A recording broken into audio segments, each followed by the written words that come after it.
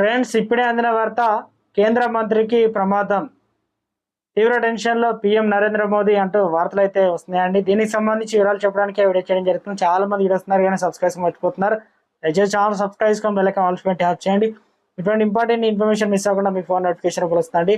చాలా మంది మీరు చూస్తున్నారు కానీ లైక్ చేయడం లేదంటే దయచేసి లైక్ చేయండి. ఇన్ఫర్మేషన్ అందరూ కూడా మనం రీచ్ చేసిన తర్వాత ఎన్నికల ప్రచారంలో పాల్గొన్న కేంద్ర మంత్రి నితిన్ గడ్కరీ ఉన్నట్టుండి ఎన్నికల వేదికపై కుప్పకూలారు. వేసవి వేడికి దాటికి గడ్కరీ స్పృహ తప్పి పడిపోయారు. వెంటనే ఆయనకు చికిత్స అందించడంతో కాసేపటి తర్వాత కోలుకున్నారు.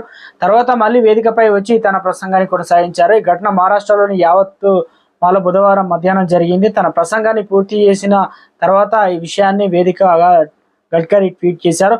మహారాష్ట్రలోని పుసాదులోని జరిగినటువంటి ర్యాలీలో వేడి కారణంగా నేను అసౌకర్యానికి గురయ్యాను, కానీ ఇప్పుడు నేను పూర్తిగా ఆరోగ్యంగా ఉన్నాను మరియు తదుపరి సమావేశానికి హాజరయ్యేందుకు వరదకు బయలుదేరుతున్నాను. మీ ప్రేమ మరియు శుభాకాంక్షలు, ధన్యవాదాలని పోస్ట్ చేశారు. గడ్కరీ నాగపూర్ నుంచి 2014-19లో ఎన్నికల్లో ఘన విజయం సాధించారు. ఈసారి కూడా అక్కడి నుంచి పోటీ చేశారు.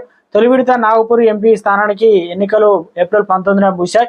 ప్రస్తుతం ఆయన శివసేన ఏక్నాథ్ షిండే అభ్యర్థి రాజ్శ్రీ పాటిల్ తరఫున ప్రచారం చేస్తున్నారు. దీంతో ఆయన యావత్మాల్, వాషిం ఎంపీ నియోజకవర్గంలో ఎన్నికల ర్యాలీలో పాల్గొన్నారు.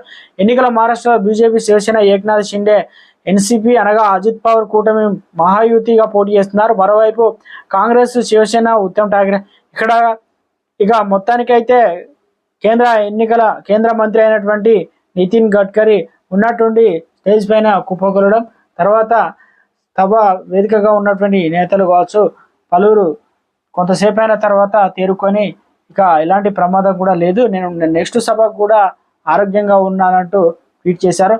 ఇప్పటికే సభకు వెళ్తున్న ప్రజలు కావచ్చు ఎండల తీవ్రత ఎక్కువగా అయితే ఉన్నాయి, అందరూ కూడా జాగ్రత్తగా అయితే ఉండండి. ఇక మంత్రులు సైతం ఇలాంటి పరిస్థితి ఎదుర్కొంటున్నారంటే ఎండలు ఏ తీరులో ఉన్నాయనేది మొత్తానికి పెద్ద ప్రమాదమే తప్పిందంటున్నారు. ఉండటుండి ఇక హార్ట్ అటాకులు కూడా ఈ మధ్యలో